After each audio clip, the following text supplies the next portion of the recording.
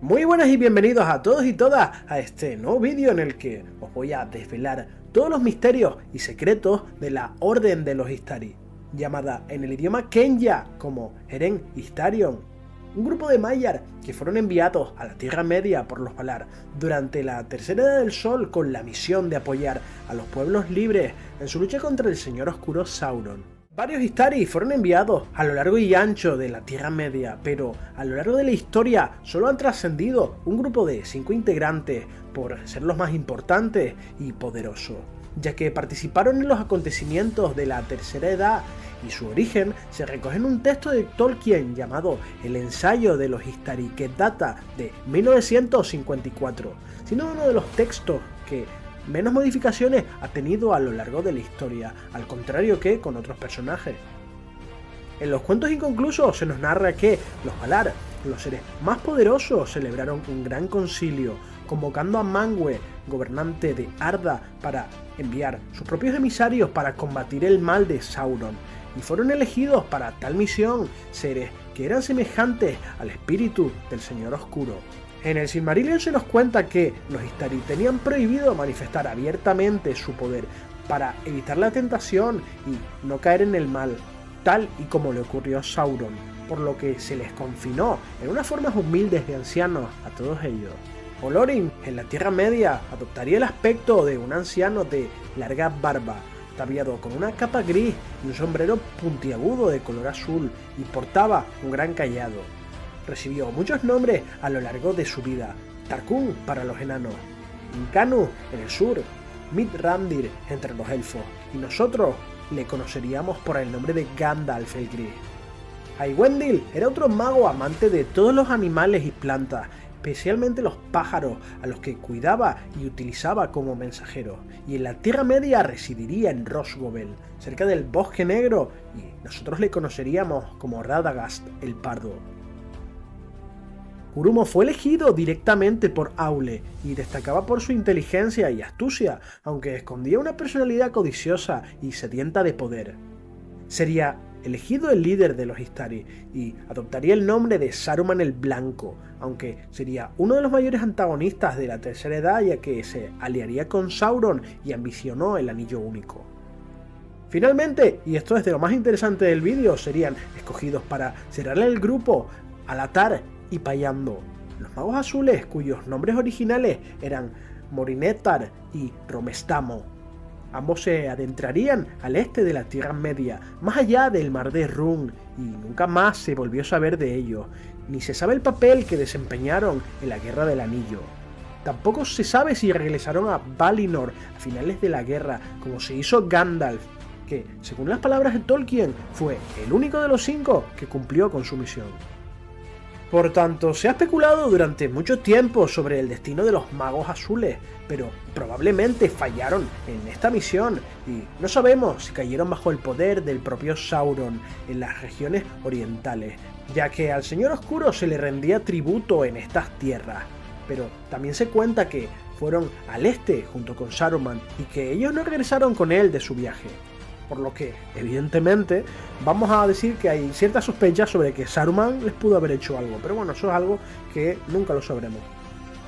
La llegada de los Istari a la Tierra Media se produjo de manera escalonada alrededor del año 1000 de la Tercera Edad, mientras las primeras sombras de Sauron invadían el Bosque Negro.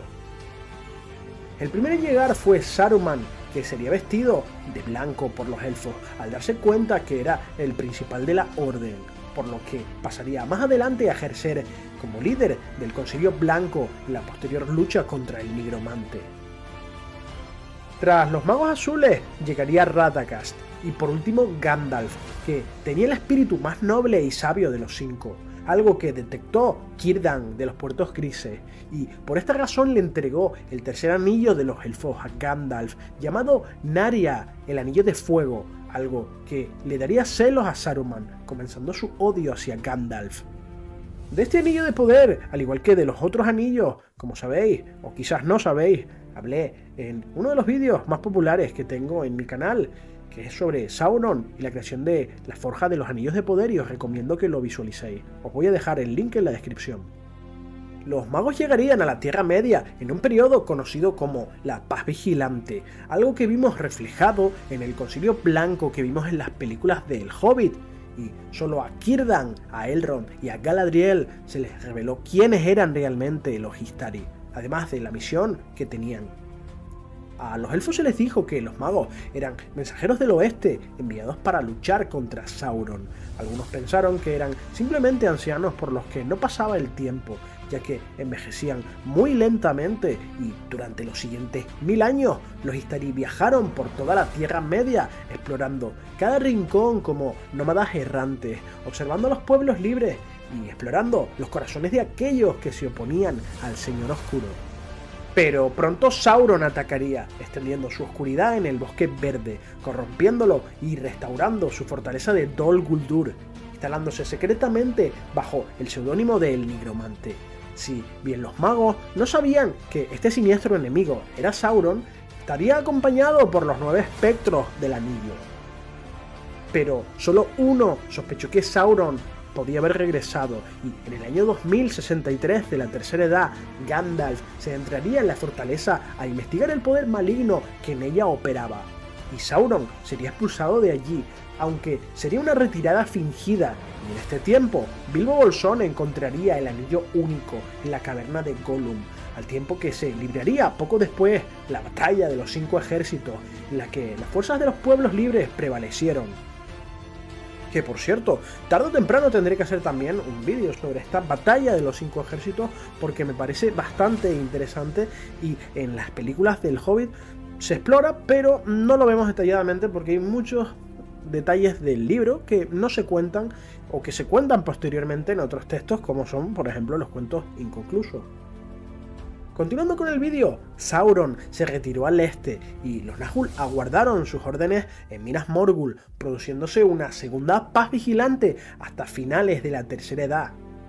Por otra parte, Saruman, que había entablado amistad con el reino de Gondor, se instalaría con su permiso en Isengard y recabaría pruebas de la ubicación del Anillo Único, y años más tarde se autoproclamaría como soberano de Isengard, fortificándola y atrayendo a orcos, a hombres salvajes y a lobos a su servicio, que le ayudaron a construir maquinaria de asedio. Pronto Saruman comenzaría a experimentar mezclando la sangre de orcos y hombres, dando origen a humanos con rasgos de orcos que enviaría como espías a otros territorios, como fue el caso de un sureño que Frodo se encontró en Bree y que evidentemente era espía del Mago Blanco. En aquel entonces Saruman, codiciando el Anillo Único, se atrevería a examinar la Palantir de Orthanc, quedando atrapado por Sauron, que se manifestó inmediatamente ante él, ya que poseía la Palantir maestra robada muchos años atrás en Minas Morgul, con la que Sauron podía espiar a las otras piedras videntes. Aunque Saruman albergaría la esperanza de librarse de Sauron, por lo que pensaba traicionarle en el futuro. Por su parte, Gandalf sospecharía que Bilbo tenía el anillo de poder, aunque sin conocer con certeza que era el Anillo Único, por lo que hizo que los Montarazes vigilaran la comarca en los años posteriores, hasta que llegamos al año 3101 de la Tercera Edad, donde Bilbo celebraría su fiesta de cumpleaños, comenzando con los sucesos que vemos en las películas de El Señor de los Anillos y en La Comunidad, y se sabe que Gandalf viajó a Minas Tirith y examinó un pergamino de Isildur en el que se detallaba la manera de identificar el Anillo Único, por lo que tras su regreso, Gandalf pudo comprobar su sospecha y le encomendaría a Frodo llevar el anillo a Rivendell.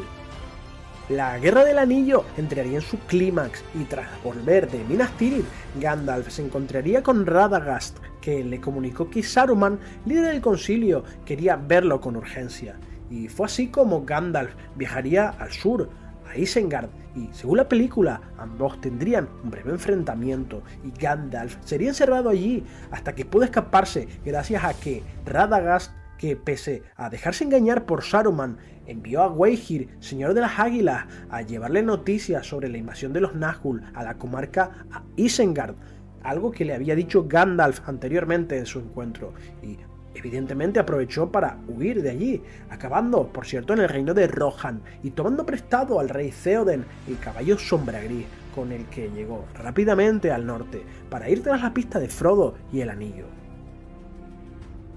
Gandalf tendría una lucha contra varios Nazgûl en la cima de los vientos poco antes de llegar Frodo, que por cierto sería vista por los hobbits desde lejos. Gracias por verme, suscribiros si no lo habéis hecho ya, y si os gusta este contenido del Señor de los Anillos, os pido que en la caja de comentarios me dejéis vuestras opiniones y sugerencias. Un saludo a todos y todas.